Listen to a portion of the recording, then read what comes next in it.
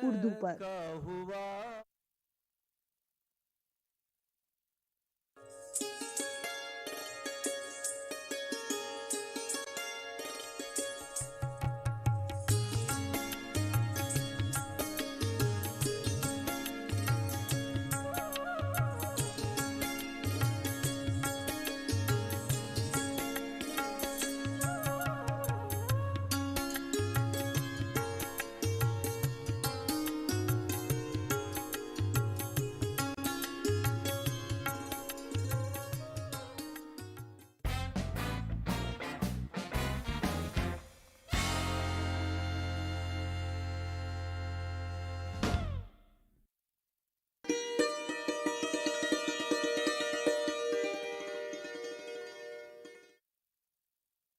नाजरीन आदाब,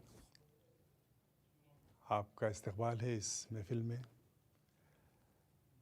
हमारे आज के जो ख़ास मेहमान हैं वो गुफ्तगू करेंगे एक बहुत ही अहम मसले पे, एक एड्स के ऊपर। एड्स एक ऐसी चीज़ है जो हम लोग पूरे तरीके से समझ नहीं पाते हैं और कहीं ना कहीं इसका खौफ हमें हर वक्त रहता है। इसका ज़िंदगी की लाइफस्टाइल से भी इसका जुड़ाव है और बाहर से आई हुई जो सभ्यता है और इन्फ्लुएंसेस हैं उससे भी इसका ताल्लुक़ है।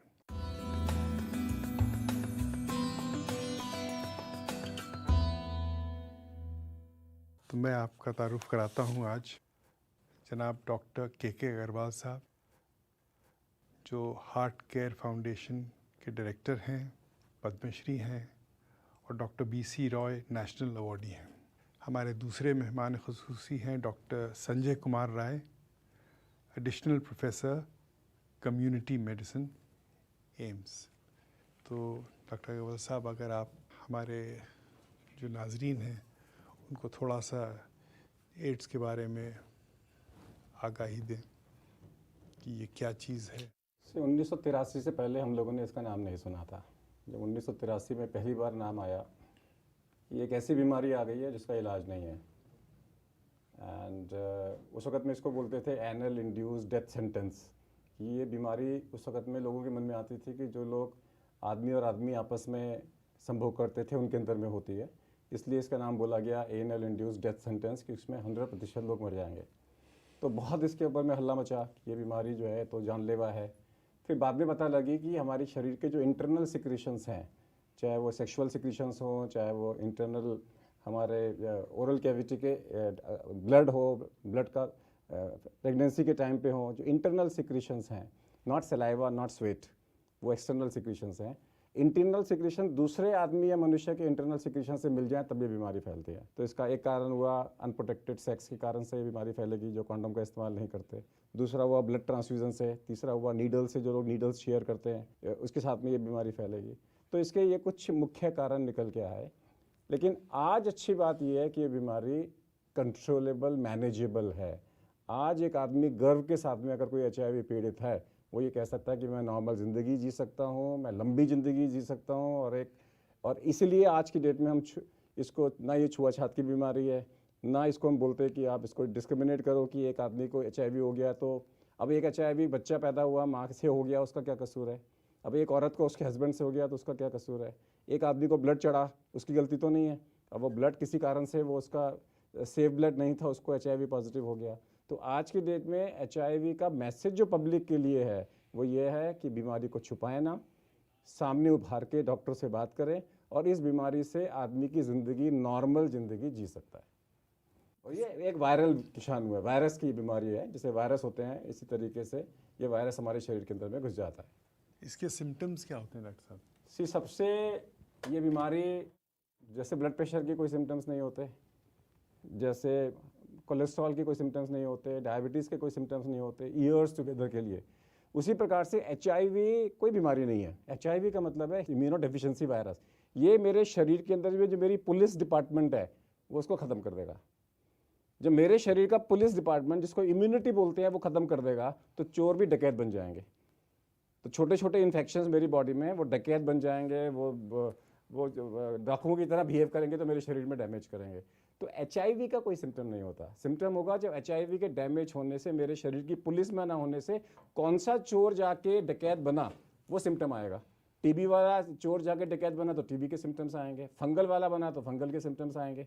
तो कौन से मेरे शरीर में जो छोटे छोटे चोर थे, डायरिया हो गया, वेट लॉस हो गया आदमी को कि डायरिया कंट्रोल नहीं हो रहा, वेट लॉस हो रहा है, TB हो गई, खांसी हो गया, तो इसके जो लक्षण है वो तभी आएंगे जब मेरे शरीर की पुलिस बहुत निकम्मी हो जाएगी और वहाँ पे जो है चोर घुसने चालू हो जाएंगे। तो ये भी हो सकता है कि एक आदमी को 2 से 4 साल, 6 साल, 8 साल कोई सिम्टम्स ही ना हो। तो HIV के सिम्टम्स नहीं होते। जो सिम्टम्स होते हैं, जिसको सिम्टम्स बोलते हैं उसको एड्स बोलते हैं। एड्स का मतलब है कि अब सिम्टम्स आ गए। HIV पॉजिटिव का मतलब है अभी सिम्टम्स नहीं आए। आप कुछ कहना चाहेंगे इसमें?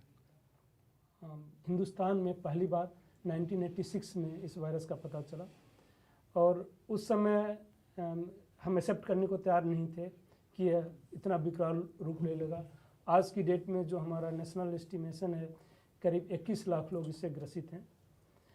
आल्दो जो हमारा एस्टिमेशन था, जो दुनिया की एजेंसी वर्ल्ड हेल्थ ऑर्गेनाइजेशन और UNAIDS, इन लोगों ने कहा था कि हिंदुस्तान में जिस तरीके से फैल रहा है 220 तक आधी पॉपुलेशन, 50 करोड़ से ज़्यादा लोग इससे ग्रसित हो जाएंगे।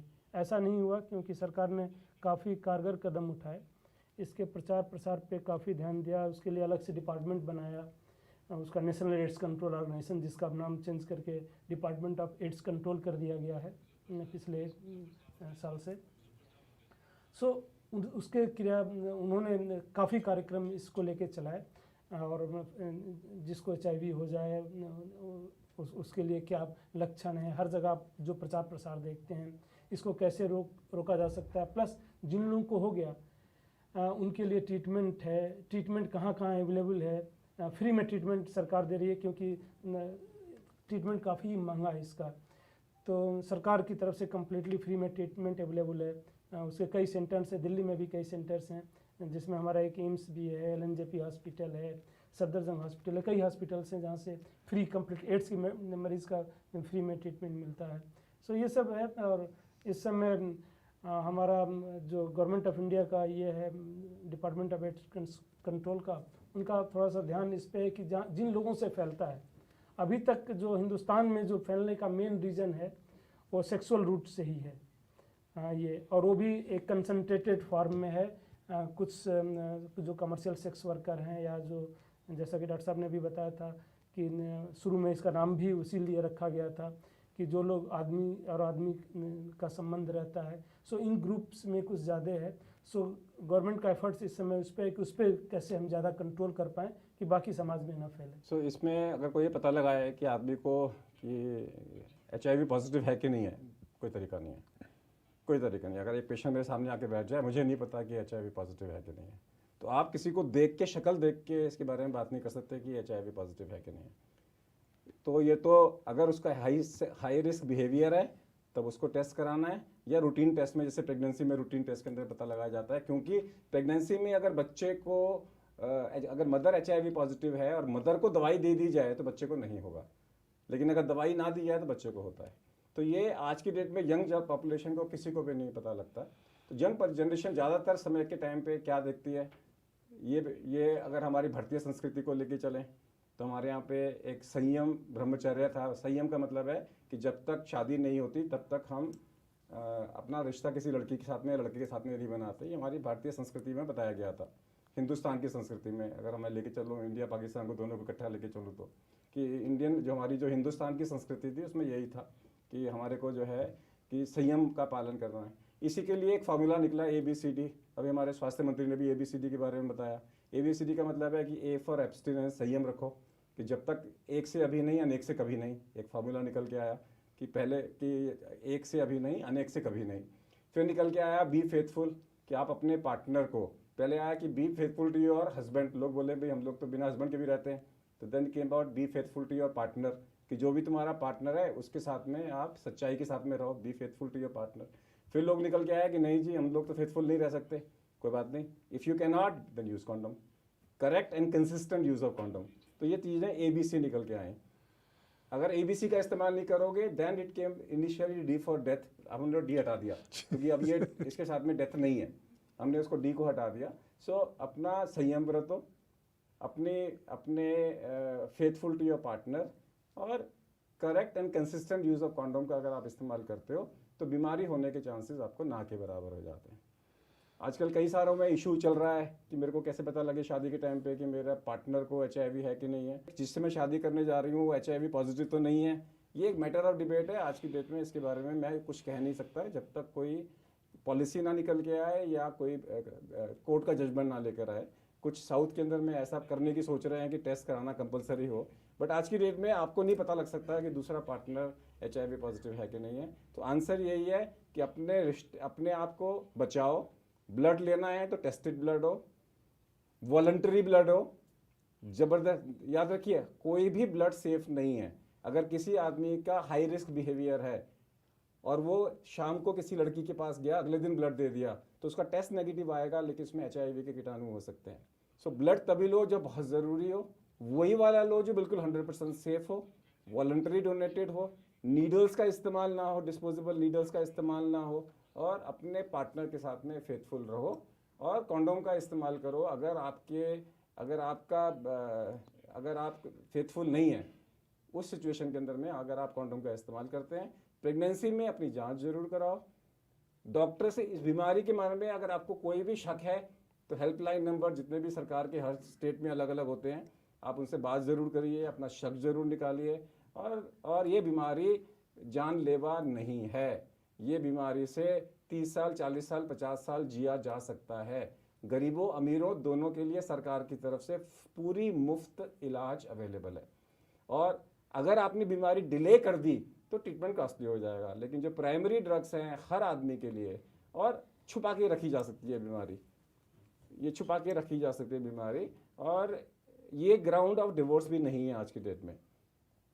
ये दिस इज नॉट ए, अगर ये ऐसी बीमारी होती तो ग्राउंड फॉर डिवोर्स होता, क्योंकि आजकल बीमारी का इलाज संभव है और बीमारी के साथ में आप एक नॉर्मल वैवाहिक जिंदगी भी बिता सकते हो कॉन्डोम के साथ में। तो आज की डेट में इसमें ये सबको मालूम होना चाहिए। डॉक्टर अग्रवाल ने आपको एड्स के बारे में बताया, बहुत कुछ बताया, और ऐसी चीज़ नहीं थी जो हम लोग किसी को नहीं मालूम थी। आप लोग अगर कुछ डॉक्टर साहब से पूछना चाहते हो तो। हेलो सर, जैसा कि एड्स के लिए कहा जाता है कि जागरूकता ही रोकथाम है, और जैसा कि आपने बताया कि इंडिया में ज़्यादातर एड्स अनसेफ सेक्स के कारण ही फैल रहा है, तो सेक्स एजुकेशन है बैन क्यों? कहीं ना कहीं हमारा समाज सेक्स के प्रति कुंठित है। संसद में सांसद जो है पॉर्न साइट्स देख सकते हैं, तो स्कूलों में सेक्स एजुकेशन में बैन क्यों है फिर? स्कूलों में सेक्स एजुकेशन नाको नेशनल एड्स कंट्रोल ऑर्गेनाइजेशन जो गवर्नमेंट ऑफ इंडिया की एजेंसी है जो HIV एड्स की रोकथाम के लिए प्रयासरत है, उसने शुरू कराया था पीयर एजुकेशन जो स्कूलों में, वह बंद नहीं है, शुरू किया गया। उसका विरोध काफ़ी हुआ, हर जगह लोगों ने शुरू में किया जो है सेक्स को बढ़ावा देगा, जबकि उसका इम्पैक्ट ऐसा नहीं आया। सो आपका ये कहना कि सेक्स एजुकेशन बैन है, तो बैन नहीं है हमारी कंट्री में उसका। लेकिन अभी भी सेक्स एजुकेशन के लिए कोई फॉर्मल, ये जैसे काफ़ी विदेशों में सेक्स एजुकेशन जो है फॉर्मल उनके करिकुलम में है जो दी जाती है। हमारे यहाँ ज़्यादातर सुनी सुनाई बातों पे सेक्स एजुकेशन जो भी हम जानते हैं वो सुनी सुनाई बातों पे अपने कलीग्स से, दोस्तों से, उनसे जानते हैं, कोई फॉर्मल नहीं है। यही सब सोच के नाको ने ये शुरू भी किया था और काफ़ी स्कूलों ने इसको अडॉप्ट किया, और जिन स्कूल्स ने अडॉप्ट किया वहाँ चल रहा है, जिन स्कूल ने अडॉप्ट नहीं किया वहाँ नहीं चल रहा है।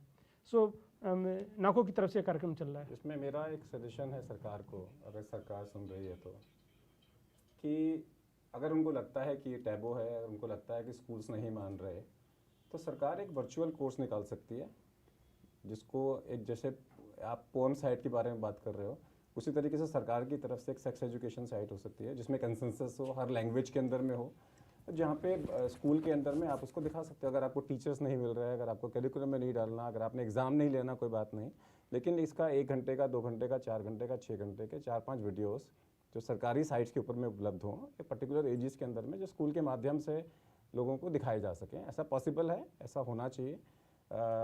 बैंड नहीं है, सही है, लेकिन उल्टा भी नहीं है कि कंपलसरी भी नहीं है कि आपको ये दिखाना ही है, बट ज़रूरत है, इसकी ज़रूरत है। क्यों? समझ लीजिए कि बच्चे को सेक्स एजुकेशन कब चाहिए? जब रेप हो जाएगा उसका, या जब वो मानसिक स्थिति में चला जाएगा, या वो HIV पॉजिटिव हो जाएगा उसके अंदर में जो है, क्या उसका चाइल्ड अब्यूज़ हो जाएगा, तब उसको सेक्स एजुकेशन की ज़रूरत है। सेक्स एजुकेशन की ज़रूरत जब है जब आदमी का मेल फीमेल ऑर्गन्स डेवलप होते हैं, उस टाइम में उसके मन में उत्सुकता है, ये क्यों हो रहा है, दूसरे से मेरा डिफरेंस क्यों है, औरतों से मेरा डिफरेंस क्यों है, मेरे को लड़कियों से दूर क्यों किया जा रहा है। उस वक्त में अगर हम उसको आंसर्स नहीं देंगे तो उससे चाइल्ड अब्यूज़, उससे मन की जो है, उसके मन के अंदर में जो परेशानियां ज़्यादा होती हैं। सो मेडिकली हमारा बड़ा क्लियर मानना है कि sex education development, sexual organs development की एजुकेशन अगर बच्चों को सही समय पे नहीं दी जाएगी, वो तो उनको तो एजुकेशन मिलनी है, वो आस पड़ोस में पूछेंगे, एक दूसरे से जानेंगे, तो उसमें वो गलत हरकत कर सकते हैं। तो चाहे सरकार इसके लिए कर रहे हैं या कोई NGO निकल के आए जो कि एक वेबसाइट बनाए जहाँ पे स्कूल के लिए एक ऐसी सेक्स एजुकेशन हो, सबको मान्यता हो। आज की डेट में लोग क्या कहते हैं, वल्गर हो रहा है, कि लोग कहते हैं कि सेक्स एजुकेशन वल्गर हो जाती है। तो you can come out with a decent education. You are not creating education about sexual activity, you are talking about sexual organs, कि हर आदमी में, लड़के लड़की में जो सेक्सुअल ऑर्गन्स डेवलप हो रहे हैं, उसके बाल हैं, उसकी ब्रेस्ट है, उसके मेल ऑर्गन है, उसके फीमेल ऑर्गन्स है, उसके बारे में तो एक लड़की को मालूम होना चाहिए कि मेरे ऑर्गन्स डेवलप हो रहे हैं, क्यों हो रहे हैं, इसका आगे जाके क्या काम होगा। सेक्स एजुकेशन डजंट मीन कि सेक्स कैसे करते हैं। Sex education is education about sexual development, और उसके बारे में आई डोंट थिंक सो ना ये बैंड है, और इसके बारे में सरकार को ओपनली सोचना चाहिए। कोई और सवाल किसी का?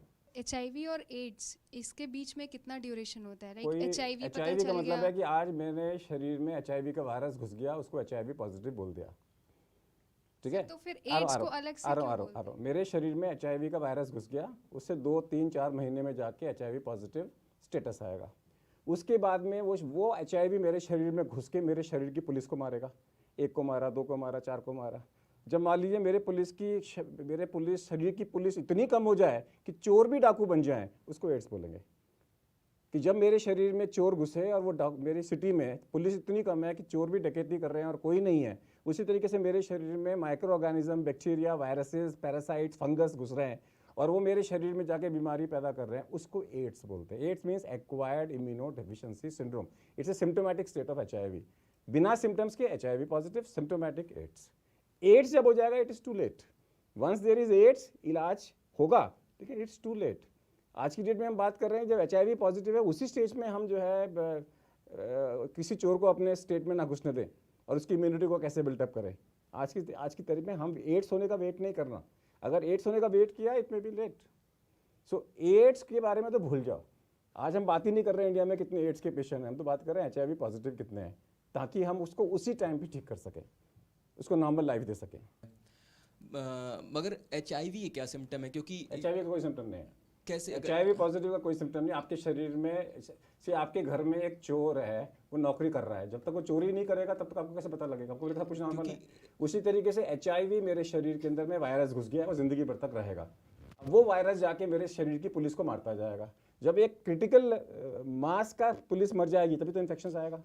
जब तक वो इन्फेक्शन, जब तक HIV पॉजिटिव है, इन्फेक्शन नहीं आएगा, वो ये सिम्टोमेटिक है। मगर सर वही कि हाँ, लेकिन जब आदमी को एड्स होता है, जिस दिन मान लीजिए आज आपके शरीर में वायरस घुसा, तो कुछ दिनों के लिए आपको इलनेस होगी, लेकिन वो लोग उसको वायरल की तरह मिस कर देते हैं। उस टाइम में नहीं पकड़ी जाती। लेकिन क्या होता है कि जैसे आपने किसी एक कमर्शियल सेक्स वर्कर के पास चले गए, आपने प्रोटेक्शन नहीं लिया और आपको 2 दिन के बाद में हल्का सा बुखार हुआ, तो हो सकता है वो HIV हो, लेकिन लोग यूजुअली इसको मिस कर देते हैं। एक मैसेज और सब लोगों को याद करना है। नंबर 1, अफ्रीका के अंदर में बहुत सारे ऐसे लोग हैं जो कहते हैं जी हम कंडोम का इस्तेमाल करेंगे और हम ना पूछेंगे दूसरा पार्टनर मेरा HIV पॉजिटिव है कि नहीं है, मुझे तो रोज़ एक पार्टनर चाहिए। उसके अंदर में आजकल दवाइयाँ आ गई हैं, उनको दवाइयाँ रोज़ दी जाती हैं ताकि उनको बीमारी ना हो। दूसरा, अगर आपके मान लीजिए किसी लड़की का रेप हो जाता है और रेपिस्ट भाग गया, अब आपको क्या पता कि वो लड़का रेप पॉजिटिव था, HIV था कि नहीं था। तो आजकल हम उसको pre exposure prophylaxis, post exposure prophylaxis देते हैं। हम उसको दवाइयाँ देते हैं, गोलियाँ देते हैं, उसके साथ में कुछ हफ्तों के लिए गोलियाँ दी जाती हैं, उससे उस लड़की को HIV नहीं होगा। डॉक्टर को नीडल लग जाती है, अगर नीडल लग गई दूसरे आदमी की, गलती से ब्लड चढ़ गया, अब पता लगा कि मेरे को तो पता नहीं उस आदमी का ब्लड HIV पॉजिटिव है कि नहीं है, हो सकता है कि वो विंडो पीरियड के अंदर में हो, तो आजकल दवाइयाँ अवेलेबल हैं, तो वहाँ पर भी दवाइयाँ अवेलेबल हैं। तो लोग हमारे पास में आते हैं कि आपको गलती हो गई, कमर्शियल सेक्स वर्कर के पास चले गए, वो लड़की रास्ते में मिली हमारे को, हम उसके साथ सो गए, हम क्या करें, अब तो हम मर जाएंगे, पता नहीं HIV पॉजिटिव है। वो HIV से मरे ना मरे, ये सोच से मर जाएंगे। तो इमीडिएटली डॉक्टर के पास जाना चाहिए। कुछ हफ्तों की दवाई दी जाती है, उससे भी 4 हफ्ते की दवाई, 28 दिन की दवाई देके आप 2 दवाइयाँ दी जाती हैं, सरकार से फ्री मिलती हैं, उससे भी HIV अंदर घुस भी जाए तो भी आप उसको मार सकते हो। तो ये मैसेज पब्लिक में जाना बहुत ज़रूरी है कि लोग डरते हैं कि अब तो पता नहीं क्या हो गया। कोई बात नहीं, होगी, गलती हो गई तो हो गई, उसका भी इलाज संभव है। सर जैसा कि आपने बताया कि HIV का भी इलाज है, एड्स का भी इलाज है, बट HIV का इलाज थोड़ा आसान है और एड्स हो जाने के बाद एड्स में तो HIV का इलाज है HIV के वायरस को मारना जी। एड्स के अंदर में तो HIV के कारण से जो कीटाणु मेरे शरीर में TB आ गया तो TB का इलाज करना, फंगस आ गया तो फंगस का इलाज करना। सर ये है बाकी HIV का इलाज दोनों में कॉमन होगा। बट एड्स के सिम्टम्स है कि इम्यूनिटी कम हो जाती है, HIV कोई सिम्टम नहीं है। HIV का ये है कि रेगुलर जब HIV मेरे शरीर में घुस गया, इम्यूनिटी कम करना चालू कर देगा। जब इम्यूनिटी इतनी कम हो जाए कि इन्फेक्शन हो जाए, तब हम उसको एड्स बोलेंगे, क्लिनिकल स्टेट को हम एड्स बोलेंगे। मगर सर जैसा आपने बताया कि शुरुआत में जब HIV पॉजिटिव होने से के बीच का जो दौर होता है वो यही है कि जो रेगुलर चेकअप कराता है उससे मालूम पड़ता है कि हाँ हमारे अंदर वायरस ऐसा कोई है। हर आदमी को अगर आप ये बोलोगे, जितने भी लोग बैठे हैं हम लोग जी वही मेरा सवाल था कि गरीब तबका या मध्यम वर्गीय तबका ये नहीं कराता। हर आदमी को तो आज की डेट में बोल भी नहीं रहे कि टेस्ट कराओ। हालांकि ऑपरेशन से पहले ये रूटीनली कुछ अस्पताल टेस्ट करते हैं। आज की डेट में तो अगर आपका सपोज आपके मल्टीपल पार्टनर्स हैं, सपोज आपका कैजुअल एक्सपोजर है, आप अपनी गर्लफ्रेंड के साथ में जाके सो गए और आपको वो लड़की भग गई, उसके बाद में आपको पता नहीं वो लड़की कैसी है, बाद में पता लगा कि वो लड़की या लड़का जो है उसके और लोगों के साथ में भी संबंध थे और आपने कॉन्डोम का इस्तेमाल नहीं किया, आपने किसी ऐसी जगह में किसी ने ब्लड दे दिया और जांच नहीं करी, या आपने कहीं टेस्ट कराया और आपको नीडल से इंजरी हो गई, तो उस सिचुएशन के अंदर में टेस्ट कराना चाहिए। हाई रिस्क बिहेवियर, अगर हाई आप मेल वर्सेस मेल आजकल तो अलाउ कर रहे हैं कि एक आदमी दूसरे आदमी के साथ में सो सकता है, एक औरत दूसरे औरत के साथ में सो सकती है, लेकिन आपको क्या पता उस आदमी के साथ में आप फेथफुल हो के नहीं हो। मान लीजिए एक आदमी के साथ सो रहा है, उस आदमी के जो है 5, 6, 7 लोगों से कॉन्टैक्ट्स हैं, तो उस सिचुएशन में इनको बोलते हैं high risk behaviour. High risk behaviour के अंदर में टेस्ट करना, प्रेगनेंसी, बच्चे को बचाना है हमने, तो जो high risk behaviour plus pregnancy plus pre operative हम कुछ लोग करते हैं, कुछ लोग नहीं करते, यहाँ पे टेस्ट की ज़रूरत है। आम जनता को अगर आप बोलोगे कि लाइन लगा के हर आदमी जाके टेस्ट कराए, आज की डेट में हम उसके बारे में बात नहीं कर रहे। अब कोई आदमी मेरे पास 90 साल का आदमी मेरे पास में आया अस्पताल के अंदर में, उसको TB हो रहा है, मैं HIV टेस्ट थोड़ी करूँगा। नीडल कभी उसको लगी नहीं, ब्लड कभी उसको चढ़ा नहीं, 30 साल पहले उसकी बीवी मर गई, 90 साल की उम्र में कोई लड़की तो उसके साथ में जाके सोएगी नहीं, तो मैं उसका टेस्ट क्यों कराऊंगा बिना बात पे। एक लड़की है 10 साल की, 11 साल की, 12 साल की, मैं उसका HIV टेस्ट क्यों कराऊंगा अनलेस मदर पॉजिटिव हो। तो आम जनता के लिए आज की डेट में हम HIV के बारे में बात नहीं कर रहे, हम बातचीत कर रहे हैं हाई रिस्क बिहेवियर की। और जिसका हाई रिस्क बिहेवियर होता है उसको पता होता है कि मेरा हाई रिस्क बिहेवियर है, उसको पता होता है कि मेरे को खतरा है। हमारा मैसेज यही है कि अगर उसको पता है तो डॉक्टर से बेझिझक जाके बात करे, अगर पॉजिटिव भी है तो कोई चिंता नहीं, कॉलर खड़े करके करे कि मेरा इलाज संभव है, मैं 40-50 साल नॉर्मल जी सकता हूँ, ये बात कर रहा हूँ मैं। सर मेरा नाम विकास है और कुछ लोग हैं जिनको शक रहता है कि HIV पॉजिटिव हूँ, लेकिन वो टेस्ट से कतराते रहते हैं। इसको फोबिया बोलते हैं जी। ये सिर्फ HIV में नहीं है, कुछ लोगों को ब्लड शुगर नहीं कराते, कोई BP चेक नहीं कराते, ज़्यादा निकल आएगा तो मैं क्या करूँगा, तो लोगों के मन में ये फोबियाज होते हैं। लेकिन HIV का फोबिया डेंजरस है। ब्लड प्रेशर आपने 1 साल मिस कर दिया तो शायद इतना फ़र्क ना पड़े, लेकिन HIV का फोबिया, अगर आपका हाई रिस्क बिहेवियर है, अगर आपको ब्लड मिला है कभी और आपको नहीं पता ब्लड कैसा मिला है, अगर आपके नीडल्स से एक इंजरी हुई है अगर आपके अंदर में, तो उस सिचुएशन के अंदर में आपको अपना वो फोबिया निकाल के चेकअप ज़रूर कराना चाहिए। हमेशा अपने फैमिली फिजिशियन को भगवान समझ के उसको हमेशा कॉन्फिडेंस में रखो, वो डिसाइड करेगा आपके लिए क्या करना क्या नहीं करना। याद रखिए जो पहले ज़माने में जो फैमिली फिजिशियन, घर का डॉक्टर होता था, कि मेरा फैमिली डॉक्टर है, वो सब कुछ जानता था, सदियों से चला आता था, उसके बाद में कोई चीज़ छुपी नहीं होती थी। और आपकी इन्फॉर्मेशन मैं लीक नहीं कर सकता, आपकी इन्फॉर्मेशन में लीक, अगर आपने मुझे कोई इन्फॉर्मेशन दी है मैं और आपके घर के माता पिता आके मेरे से पूछते हैं, मैं लीक नहीं कर सकता कानूनन। तो आपकी ने जो इन्फॉर्म करी है वो एक लॉकर में सिक्योरिटी की तरह इन्फॉर्मेशन है कि लॉकर में रख रहे हैं आप अपनी इन्फॉर्मेशन, बिना आपकी चाबी के वो इन्फॉर्मेशन मेरे शरीर से नहीं निकल सकती। तो डॉक्टरों से आके शेयर करो, let your doctor decide test करने की ज़रूरत है कि नहीं है, और टेस्ट फ्रीली अवेलेबल है। अब लोगों के मन में लगता है कि मैं वहाँ चला गया, वहाँ पे एड्स की लेबोरेटरी में, तो लोग बोलेंगे कि ये तो इसको तो एड्स हो गया इसलिए इस लेबोरेटरी के आसपास दिखाई दिया। आजकल ऐसा नहीं है, कहीं भी जाके टेस्ट करा लो, सिंपल टेस्ट है। और प्राइवेट में भी ये टेस्ट का जो खर्चा है वो 30 रुपये का है, इसका जो कार्ड का तो डॉक्टर 60 रुपये ले लेगा, 100 रुपये ले लेगा, 150 ले लेगा, 200 ले लेगा। सो आदमी अफोर्ड कर सकता है उसके बाद में, सरकार में सारा ये फ्री है, उसके साथ में जो है, और इन्फॉर्मेशन आपकी कॉन्फिडेंशियल है। डॉक्टर साहब ने बताया किसी को ज़रूरत नहीं है हमें हर आदमी को कराने के लिए, जिनका हाई रिस्क बिहेवियर है उनको हर जगह हमारा ICTC सेंटर है गवर्नमेंट का, ये वो आपको पहले समझाते हैं, आपकी काउंसलिंग करते हैं टेस्ट करने से पहले जब आप वहाँ जाते हैं, क्योंकि उनको पता है कि रिजल्ट अगर पॉजिटिव आया तो उसका इम्पैक्ट गलत हो सकता है। सो प्री टेस्ट काउंसलिंग करते हैं, फिर जब रिजल्ट आता है चाहे निगेटिव भी हो चाहे पॉजिटिव भी हो, आपको उसके बाद वही काउंसलर ही आपको बताता है, लैब से डायरेक्ट रिजल्ट आपको नहीं मिलता है, और आपको रिजल्ट बताया जाएगा और उसके साथ फिर काउंसलिंग की जाएगी। निगेटिव आता है तो भी काउंसलिंग की जाती है, ये सोच के कि आपका हाई रिस्क बिहेवियर है तो आगे ये ऐसा बिहेवियर ना रहे, इसलिए उसकी काउंसलिंग की जाती है। और ऑलमोस्ट सारे सरकारी अस्पतालों में ICTC सेंटर है, आप वहाँ जा सकते हैं। और अगर पॉजिटिव निकल भी आए तो मतलब नहीं है कि आपको पॉजिटिव है, कई बार फॉल्स पॉजिटिव भी होता है, फिर दोबारा टेस्ट करते हैं, एडवांस टेस्ट करते हैं, तो नॉर्मली एक डॉक्टर बताता नहीं जब तक कि वो कंफर्म ना कर ले। सो इसमें कोई घबराने की बात नहीं। और एक चीज़ और याद रखिए, अगर किसी ने ब्लड दिया और उसका HIV पॉजिटिव आया तो सरकार उस ब्लड को फेंक देती है, हो सकता है आपको इन्फॉर्मेशन ना आए।